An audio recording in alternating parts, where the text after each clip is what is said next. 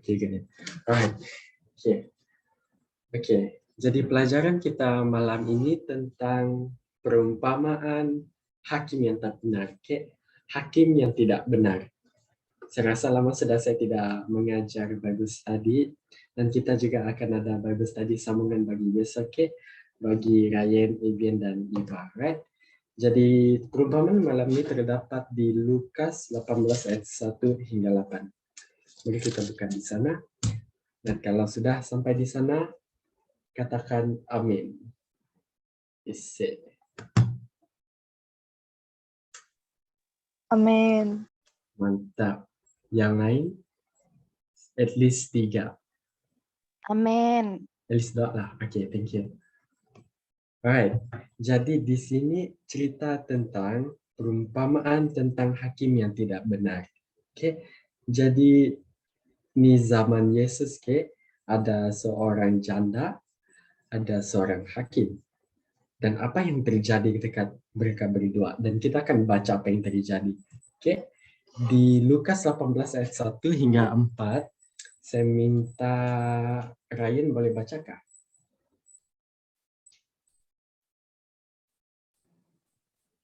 Boleh dengar suara saya? Boleh. Oke. Lukas 18 ayat 1 hingga 4. Oke. Yesus mengatakan suatu perumpamaan kepada mereka untuk menegaskan bahawa mereka harus selalu berdoa dengan tidak jemu-jemu.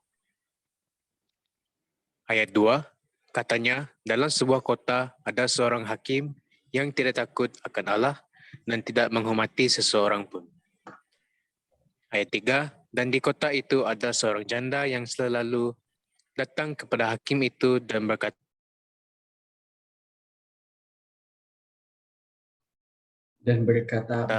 belilah hakku terhadap temannya. Tetapi kemudian ia berkata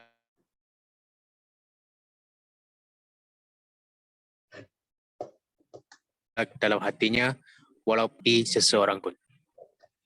Okey, terima kasih Ryan. Jadi di sini Yesus tujukan perumpamaan ini bukan untuk sebarang orang, ya, bukan siapa orang. Maksud saya bukan dengan orang yang sebarang, tetapi dengan anak murid dia, anak murid Yesus, kepada mereka ini dia tunjukkan kepada anak murid Yesus. Dan kalau kamu baca dalam versi English, dia katakan di sini, then Jesus told his disciples. Jadi dia cakap, dan Yesus mengatakan suatu perumpamaan kepada anak murid dia. Anak murid dia, bukan orang lain. Jadi anak murid dia ialah orang yang sudah kenal Tuhan. Anak murid dia orang yang sudah kenal Tuhan. Jadi dia katakan perumpamaan ini, ada sebuah kota, ada seorang hakim yang tidak takut akan Allah dan tidak menghormati seorang pun.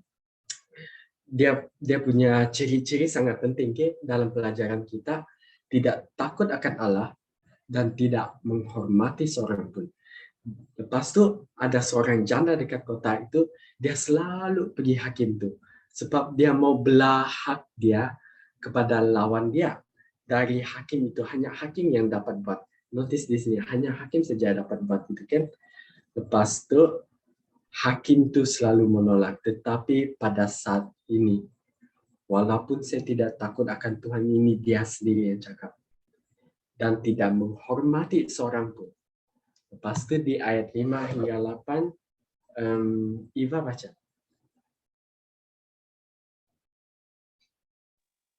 Lukas 18 ayat 5. Namun karena janda ini menyusahkan aku, baiklah aku membenarkan dia, supaya jangan terus saja ia datang dan akhirnya mengerang aku.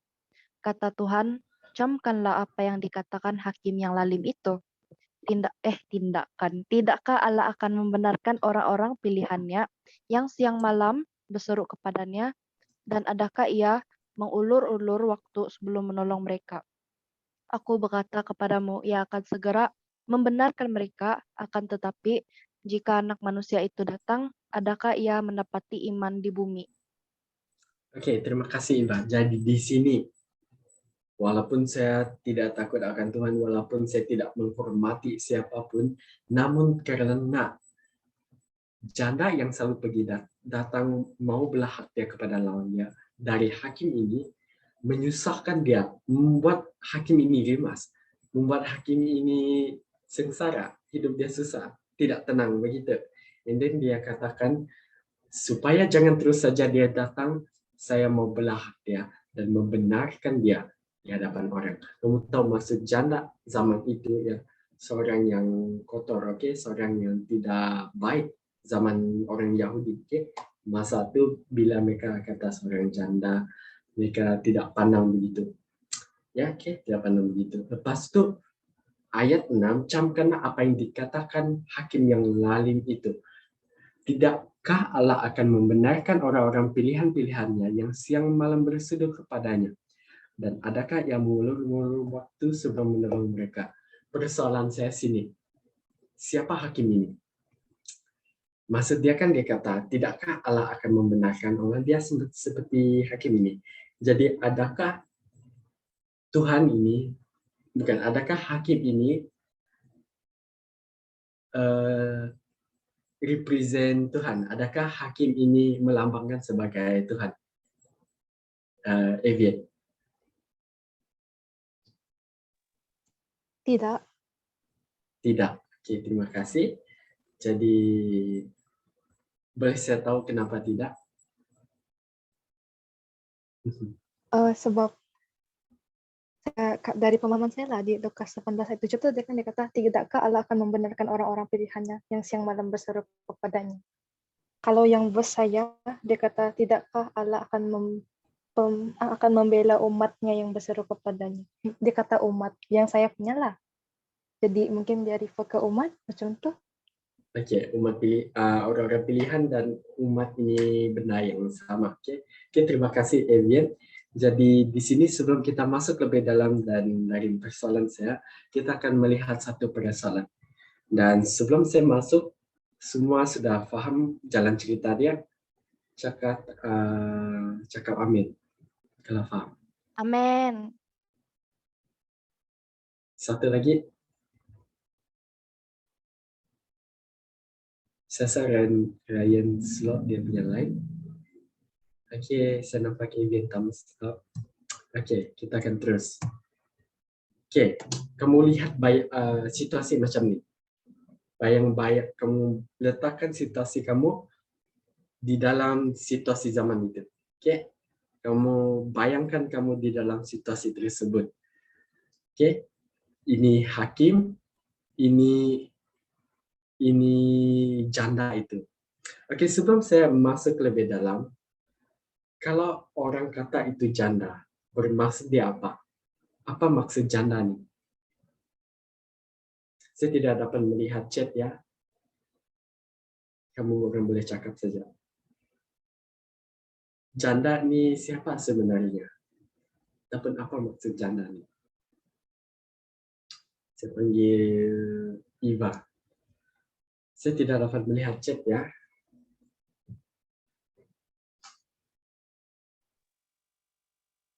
Kamu tanya secara general atau based on the story? Secara general. Oh, janda dia orang yang kena tinggal dia punya husband. Bermaksud janda ini? Janda Seorang yang ini seorang yang tiada husband. Single. single. Okay, single. Alright, thank you.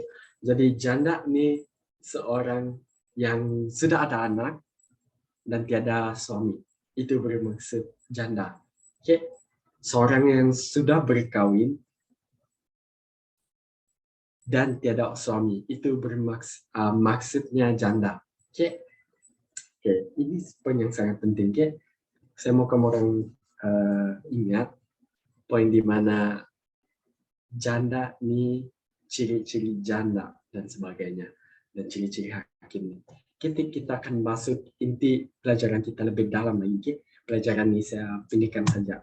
Oke, apakah sifat hakim tersebut di Lukas 18 ayat 8 dia kamu tengok kan? Walaupun aku tidak takut akan Allah dan tidak menghormati seorang pun. Namun karena janda ini menyusahkan aku, baiklah aku membenarkan dia supaya jangan terus saja ia datang akhirnya menyerang aku. Maksud dia menyerang ini bukan kasar punya menyerang, maksud dia keep come back, selalu datang itu maksud dia menyerang. Okay? Jadi di sini sifat hakim itu apa? Saya menjemput Evian. Sorry ya klien sebab saya takut dan kamu tidak baik. Evian,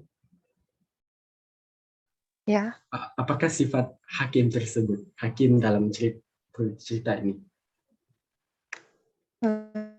selfish. Selfish, baik. Poinnya sangat baik. Lagi.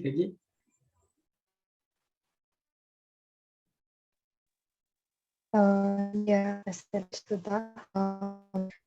Takut Tuhan. Dia tidak takut akan Allah. Lepas itu, dia tidak menghormati seorang pun.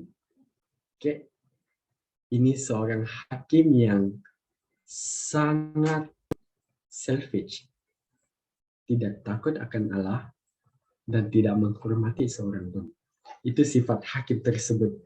Dan kenapa Tuhan melambangkan sebagai hakim tersebut actually bukan melambangkan sifat dia sebenarnya, okay? Tetapi melambangkan hakim ini janda pun dia benarkan hak dia. Okay? Kamu orang paham maksud saya? Angkat tangan, bukan thumbs up kalau paham. Okay. Oke, jadi dia maksud di sini hakim ini melambangkan Tuhan. Maksud hakim ini janda pun dia benarkan. Apalagi Tuhan benarkan umat-umat dia. Bukan sifat hakim ini kita tekankannya, tetapi dia membenarkan janda ini. Itu yang kita akan tekankan. Bukan kita tekankan tidak takut akan Allah dan sebagainya. Kita akan melihat apa yang Ellen White katakan di Christ Object Lessons 165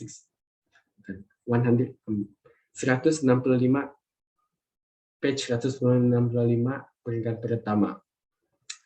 The judge yielded to the widow's request merely through selfishness that he might be relieved of her opportunity. He felt for her no pity or compassion. Her misery was nothing to him. How different is the attitude of God toward those who seek Him? The appeals of the needy and distressed are considered by Him with infinite love and compassion. Jadi apa yang dikatakan sini? Sifat hakim ini bertentangan dengan sifat Tuhan. Kamu tahu, sebagai kamu orang bayangan, hakim ini orang Yahudi zaman dulu, mereka tidak pandang orang janda.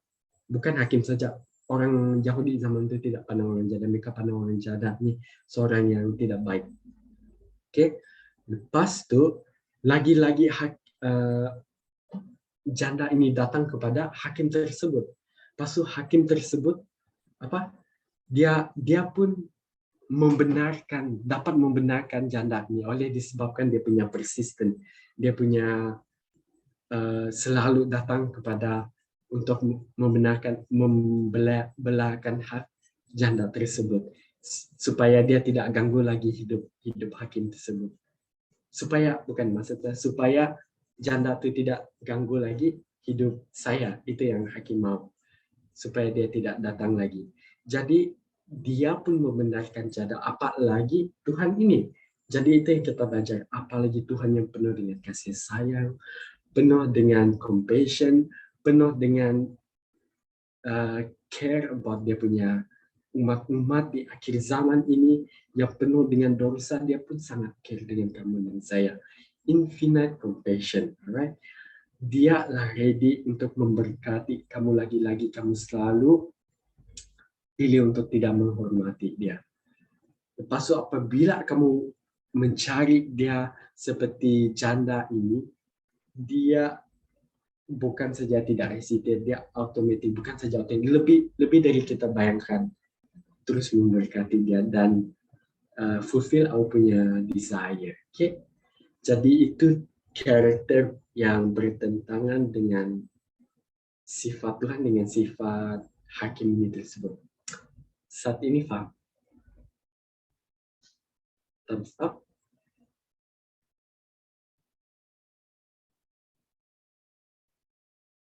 Saya perlukan satu lagi thumbs up.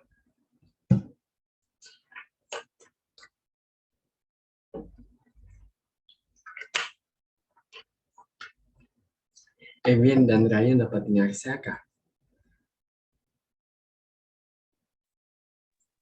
Dapat. Oke, saya dengar Rumia Lensu dan harap-harap yang kita baik saja. Oke, kita akan teruskan. Oke, seorang janda itu melambangkan apa?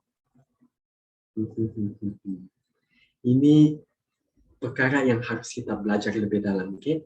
Kenapa seorang janda ada orang kata dia terpisah melambangkan orang yang susah saja, dia terpisah melambangkan orang yang perlukan Yesus saja. Jadi seorang janda ini melambangkan siapa sebenarnya dalam cerita ini. Okay? Jadi di Lukas 18 ayat 3. Dan di kota itu ada seorang janda yang selalu datang kepada hakim itu dan berkata, belalah aku terhadap lawanku. Kamu tengok, okay? Seorang janda ini selalu datang kepada hakim. Maksudnya dia mau apa?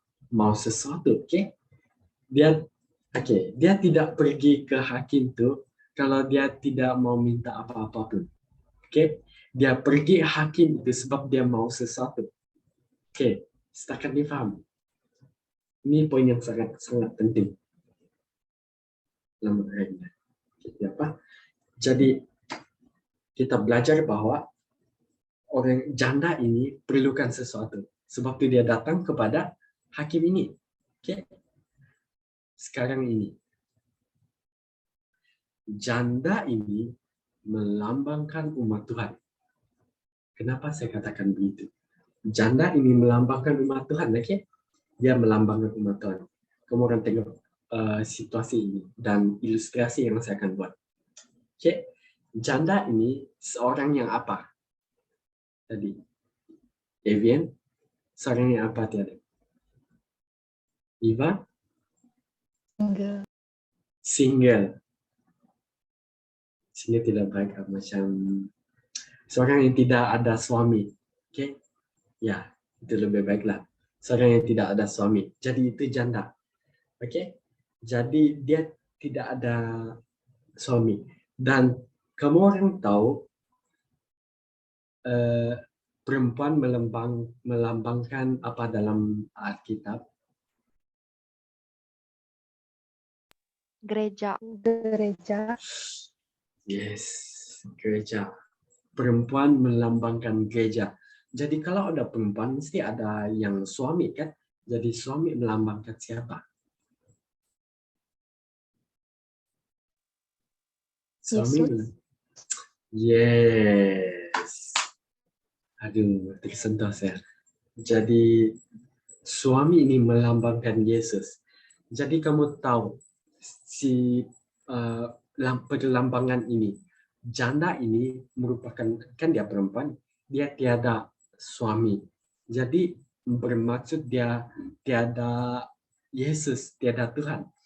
Jadi saya mau katakan di sini, at what point dalam hidup kita, dalam poin apakah dalam hidup kita, di mana kan Tuhan selalu cari kita, selalu bersama kita, tetapi ada satu situasi saja di mana Tuhan tidak bersama dengan kita, yaitu situasi di mana kita berada. Situasi apa? Iva?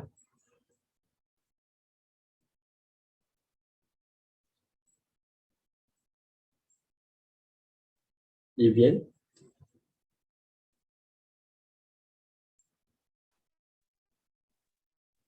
Ketika kita belum lahir. Apa? Saya tidak dapat dengar. Ketika kita belum lahir, Maksud saya tuh ketika belum wujud.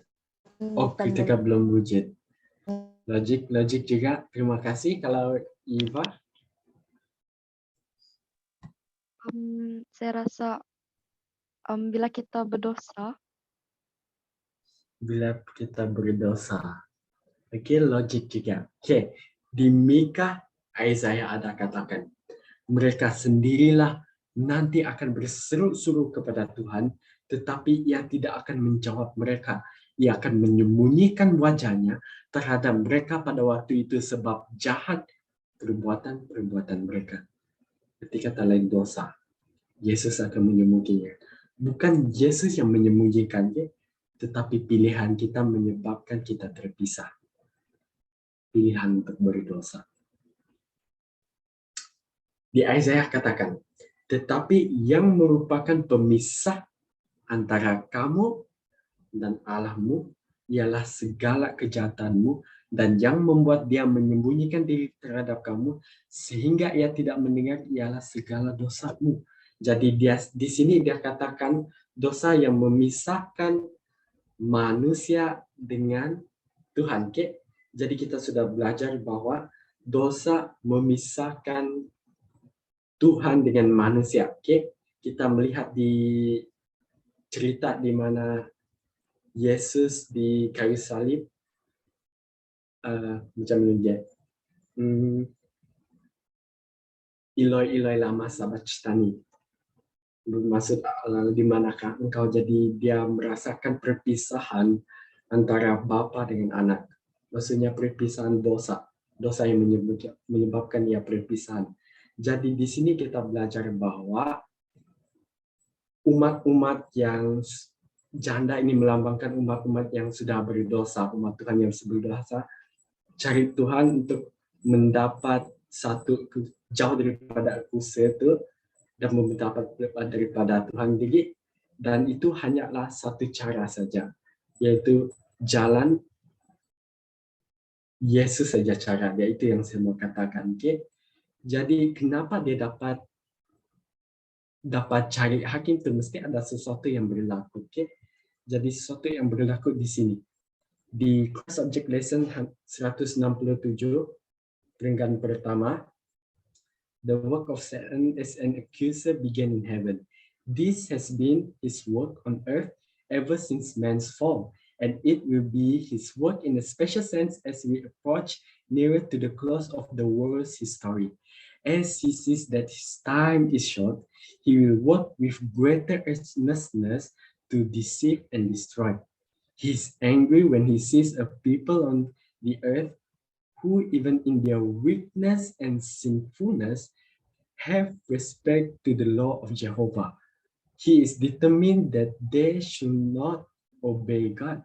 He delights in their unworthiness and has devices prepared for every soul, that all may be ensnared and separated from God. Jadi kita tahu satu benda saja memisahkan kita daripada Tuhan ialah dosa. Jadi Syaitan menggunakan dunia ini, semua bahan-bahan dalam dunia ini untuk coba jauhkan diri kita daripada Tuhan, dan at one point itu berdosa dan kita terpisah, dan itu menyebabkan manusia selalu tidak mencari Tuhan dengan bersungguh-sungguh. Mereka cari Tuhan sebab mereka takut mati, bukan takut dosa itu sendiri.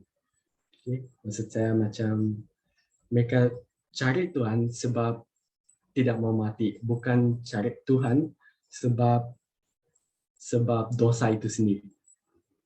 Oke, itu yang saya mau katakan. Oke. Alright.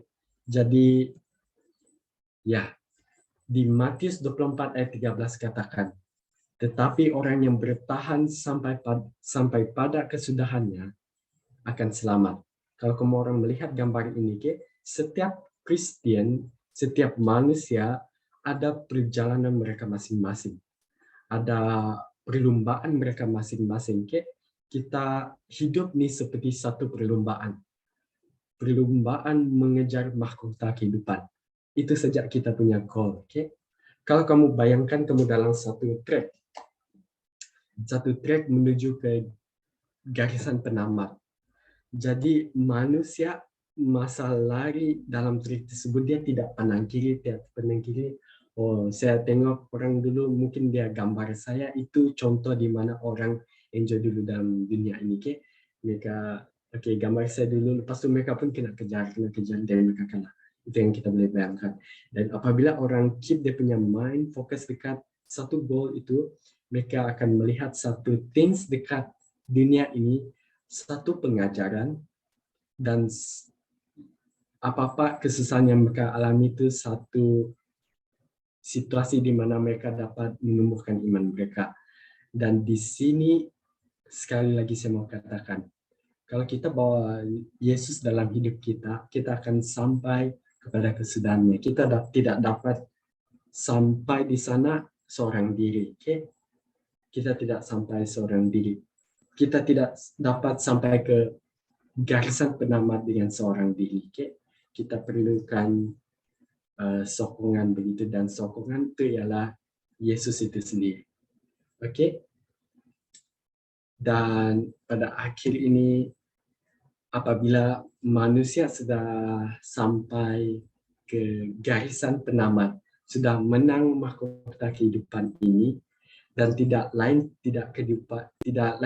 bukan lagi kamu dan saya sudah ditempatkan di surga, di mana tanah perjanjian buat kamu dan saya satu hari nanti. Okay? Hanya ada satu perlombaan yang kita harus habiskan di dunia ini. Perlombaan iman, perlombaan pekerjaan Tuhan dan sebagainya. Okay? Kita akan gunakan pelajaran kita, sepercaya banyak kita di sini adalah student, gunakan pelajaran kita untuk memuliakan Tuhan, untuk membantu dalam pekerjaan Tuhan.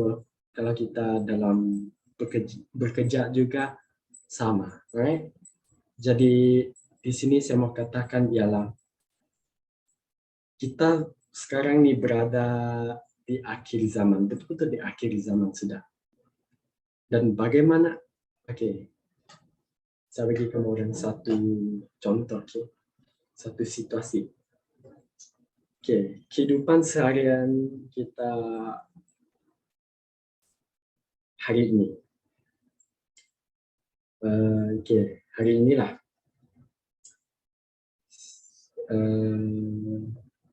Saya bekerja, saya mandi, masuk jam ini saya makan, dan tidur. Itu 4 kebiasaan sudah sampai. Memang setiap hari sudah begitu.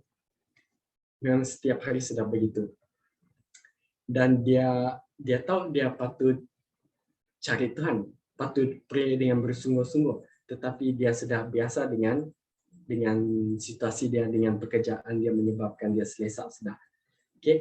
Apabila dia sentiasa membenarkan kehidupan dia sama, yang sama saja setiap hari, dia seperti satu benih itu, dia tidak muncul pun pucuk tu.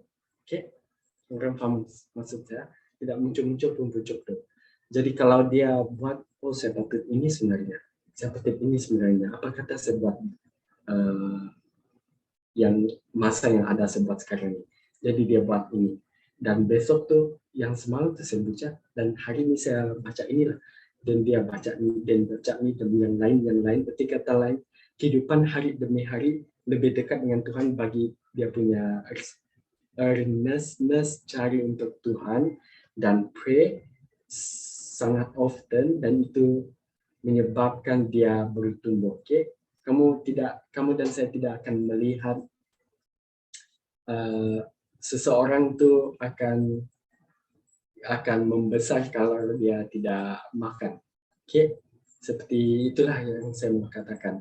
So, di dalam kehidupan seharian kita, sebelum kita tidur, fikir-fikir itu ataupun membuat refleksi diri dalam daily life kita sebelum kita tidur, dan minta bantuan Tuhan untuk fulfillkan dia, dan membuat apa yang patut di esok hari itu. Dan biasanya banyak, ini saya sendiri experience, melihat